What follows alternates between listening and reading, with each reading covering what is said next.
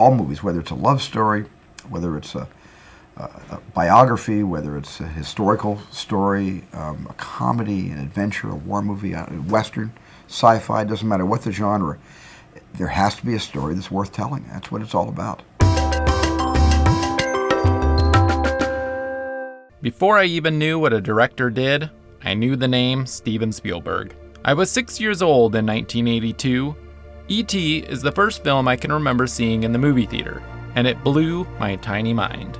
To this day, it's still one of my all-time favorite films. There is no other filmmaker who has had a bigger impact on my life, and since the 80s, no filmmaker has had a bigger impact on Hollywood.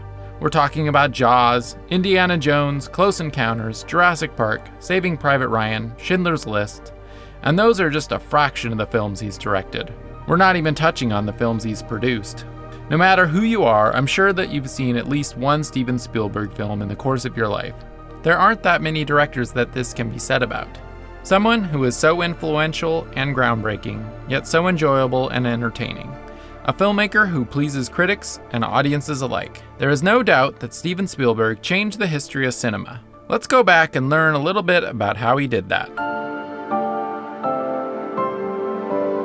Steven Allen Spielberg was born in 1946 in Cincinnati, Ohio, into an Orthodox Jewish family.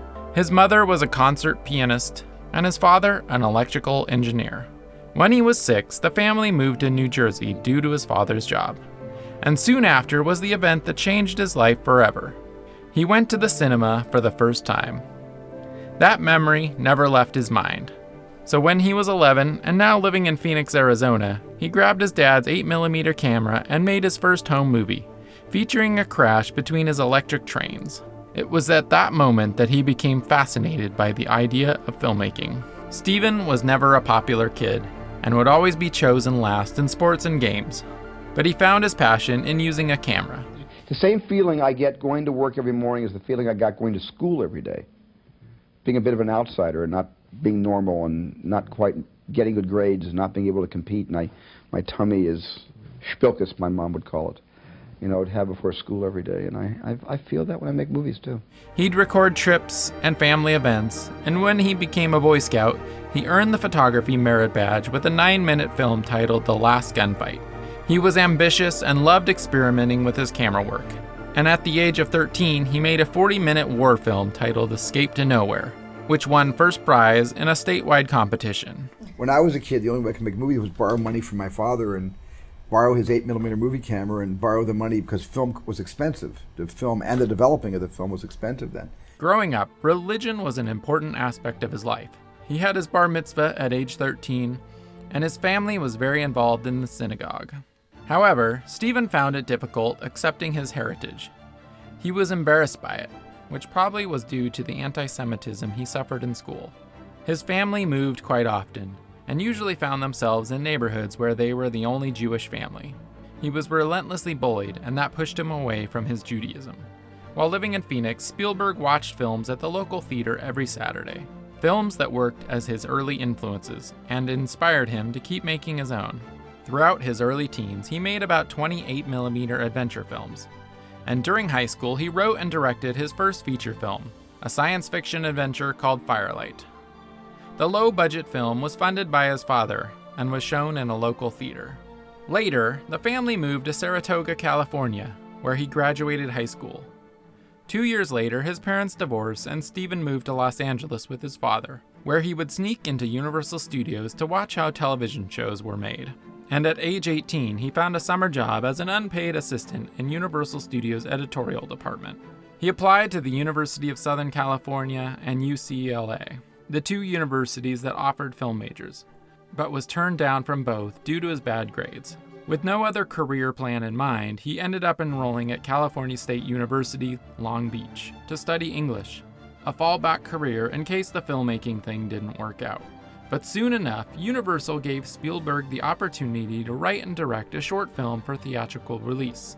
The film, called Amblin, impressed the studio so much that they offered Spielberg a 7-year directing contract. This made him the youngest director to be signed to a long-term deal with a major Hollywood studio. He dropped out of college and began directing television productions for Universal. His first job was to direct one of the segments for the pilot episode of Night Gallery, starring Joan Crawford. Crawford, a Hollywood legend, at first was horrified at the thought of such an inexperienced newcomer directing her, but later admitted that Spielberg was a young filmmaking genius. She had no idea that I was 21 years old at the time. Nobody had told her that I was 21. Big mistake. In the early 1970s, Spielberg tried to raise finances for his own films, but with little success. He turned to writing screenplays and directing television episodes. Although unsatisfied with this work, Spielberg used these years to experiment with his techniques and learn more about filmmaking. His work earned him good reviews and impressed producers, allowing him to finally direct the feature television film Duel. The film was a huge hit, and he began to receive many more scripts to direct. My attraction to it wasn't because it was a horror movie and I didn't really see anything about it as a Western. I thought it was just a complete exercise in a cat-and-mouse game of classic suspense. And that attracted me more than anything else. The unseen is always more frightening than what you throw in the audience's face. In 1974, Spielberg made his theatrical debut with a project of his own, The Sugarland Express. The film was a commercial failure, but critics gave it positive reviews, and it was even honored for the best screenplay at the Cannes Film Festival. This positioned Spielberg on the horizon as a major new director, and led to what would be his big break. He was given the opportunity to direct Jaws, the now infamous thriller about a great white shark. This was the first major motion picture to be shot on the ocean, which proved to be extremely challenging and caused it to go way over budget. The shoot suffered from constant delays, with unwanted sailboats drifting into frame, the camera getting soaked, and even ships sinking. Accidents were frequent, and the prop sharks were constantly malfunctioning. Although this last one ended up being beneficial, the unreliable mechanical sharks forced Spielberg to shoot many scenes so that the shark was only hinted at instead of shown in its entirety. This limitation added significantly to the film's suspense. As Spielberg put it years later, the shark not working was a godsend. Against all odds, the film was a huge success. Jaws won 3 Academy Awards and grossed more than $470 million worldwide. This opened countless doors for him. He was asked to make a sequel, Jaws 2, but turned down the offer due to the awful experience of the last production and the severe PTSD it left him with. We never fixed the shark, but in the cutting room I was able to use so little of it and imply so much more that when you finally do see the shark, it's a little bit lethargic, and that's where the story demanded that I show more than just the dorsal fin. And that was the last few minutes of the movie. So instead, he moved on to work on the science fiction film Close Encounters of the Third Kind, which was inspired by Firelight, the first feature film he made during his teenage years. This is one of the rare films that he both wrote and directed, and it turned out to be another huge success. It received 9 Academy Award nominations, of which it won 2, and earned him his first nomination for Best Director. During the casting for the film, Spielberg met actress Amy Irving, who immediately caught his eye. She ended up being too young for the role and didn't make it into the movie, but that didn't stop them from starting a relationship. His next big breakthrough came in 1981 with Raiders of the Lost Ark, the first film in the Indiana Jones franchise. Teaming up with Star Wars' George Lucas, the two wanted to recreate the adventure serials of their youth. The film was a huge success at the box office and won 5 Academy Awards.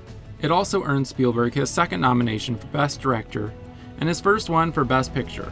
I really wanted to do a movie that was all action and all fun and very escapist, like movies I was raised on when I was a kid. After that, Spielberg sought independence by starting his own production company, Amblin Entertainment, where he began producing movies such as The Goonies, Back to the Future, Gremlins, Who Framed Roger Rabbit, Poltergeist, among many others. Amblin Films completely dominated the box office of the 1980s. As a kid growing up in that decade, seeing E.T. fly in front of the moon at the beginning of a film almost guaranteed you were in for a good time.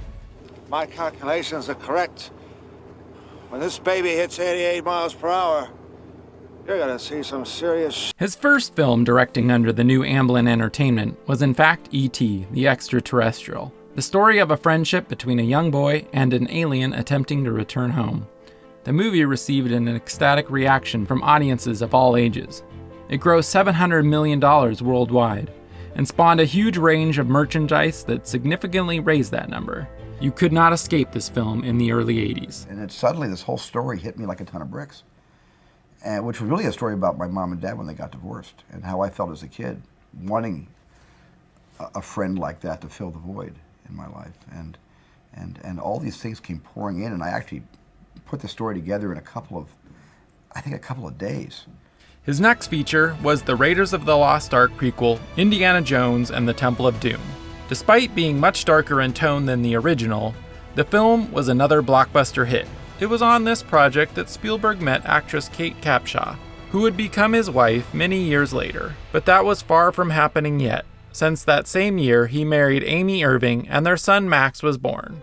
Around this time, NBC offered Spielberg a 2-year contract to work on the television series Amazing Stories, a blend between The Twilight Zone and Alfred Hitchcock Presents. He was given complete creative control and a budget of $1 million for each episode. But after only 2 seasons, the show was not renewed due to disappointing ratings, one of Spielberg's few failures of the decade. But the show lives on and is well remembered for its wild stories and extremely high production values, with episodes directed by Spielberg himself, Martin Scorsese, Robert Zemeckis, Clint Eastwood, Joe Dante, and a young Brad Bird. In 1985, Spielberg directed The Color Purple, an adaptation of the Pulitzer Prize-winning novel about African-American women during the Depression era. This movie marked a turning point in his career, as it was a departure from the summer blockbusters for which he had become known. The director was hesitant about tackling the project, knowing there's always a risk of being accused of not having enough sensibility. But it turned out to be a box office hit. It received 11 Academy Award nominations, and Spielberg won Best Director from the Directors Guild of America. This success made critics begin to take Spielberg's foray into the dramatic genre seriously. For me, it was an entirely new experience, so it's gratifying to hear wonderful things about it, and mainly it's gratifying to have been able to do it and have it behind me, and then realize that the experience has encouraged me to make more movies of a slightly more serious nature. So he went on ahead to direct Empire of the Sun, the first American film shot in Shanghai since the 1930s. The film received mixed reviews and was a commercial disappointment at the box office. Regardless, Spielberg later recalled that Empire of the Sun was one of the most enjoyable films to make. It's easy to see Christian Bale as a surrogate for young Spielberg's fascination with World War II. I personally think it's his most underrated film. It's an incredibly well-made war epic shown through the eyes of a child. After 2 historical epics, Spielberg intended to direct the dramedy Rain Man, but instead had to direct Indiana Jones and the Last Crusade to meet his contractual obligations. The film was another success. In fact, his biggest hit since E.T. It's a new experience for me. Happens to me all the time. However, his next film, the romantic drama Always, resulted in a rare commercial and critical failure. So Spielberg decided to take a brief break from filmmaking, claiming he felt artistically stalled. During that time, Spielberg and Amy got divorced, and 2 years later he married actress Kate Capshaw, who converted to Judaism before their marriage. Spielberg confessed that her insistence and efforts to become a Jew really brought him back to Judaism. Kate had 1 daughter from a previous marriage and a son she had adopted before marrying Stephen, who he later adopted too, and they went on ahead to have 4 children together. So with Max, they made a large family of 7 children. Well, I guess you've noticed something that's a little strange with Dad.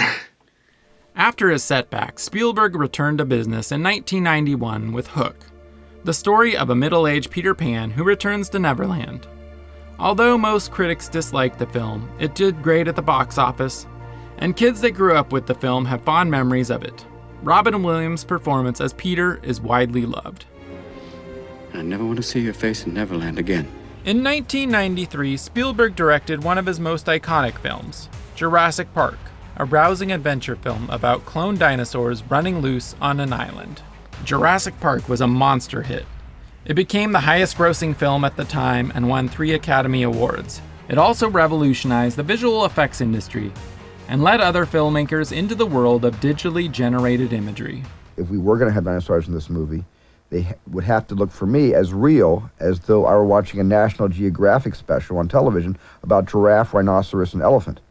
That very same year, Spielberg returned to drama with a film that had great personal importance to him, Schindler's List, a film about a man who risked his life to save Jews from the Holocaust. Spielberg says he waited 10 years to make the film until he felt mature enough. He wanted to embrace his heritage, and that didn't happen until the birth of his son Max, which made him realize he had become a Jewish dad. The film was a surprising success and won 7 Academy Awards, including Spielberg's first as Best Picture and Best Director. I have friends who have won this before. And I swear, I have never held one before. This is the first time I've ever had one of these in my hand. It is now considered one of the best American films ever made. Spielberg used his percentage of profits to start the Shoah Foundation, a nonprofit organization that archives testimonies of Holocaust survivors. After that film, Spielberg took a break from directing to set up his new film studio, DreamWorks, which he founded with Jeffrey Katzenberg and David Geffen, in order to have more creative control and distribution improvements. However, Spielberg continued to operate Amblin Entertainment and direct films for other studios. The workload of filmmaking and operating a studio seemed like a lot, but Spielberg claims he managed to still be at home by 6, as well as home on the weekends. His first release under DreamWorks was the 1997 historical drama Amistad, based on the true story of a revolt on a slave ship and the subsequent trial. Although starring an impressive cast, the film struggled to find an audience and underperformed at the box office. His next film was a return to World War II, this time with Saving Private Ryan, an epic film about a group of U.S. soldiers on a mission behind enemy lines. The film was a huge success, and critics praised its realistic portrayal of war. The opening scene of Normandy's landing is still one of the most acclaimed scenes in cinema history. Spielberg won his 2nd Academy Award for Best Director. Many critics would call it the best film ever made about World War II. It was never meant to be an adventure. It was meant to be a recreation, a kind of a documentation of the closest I could get to the experiences of those who fought there on June 6th.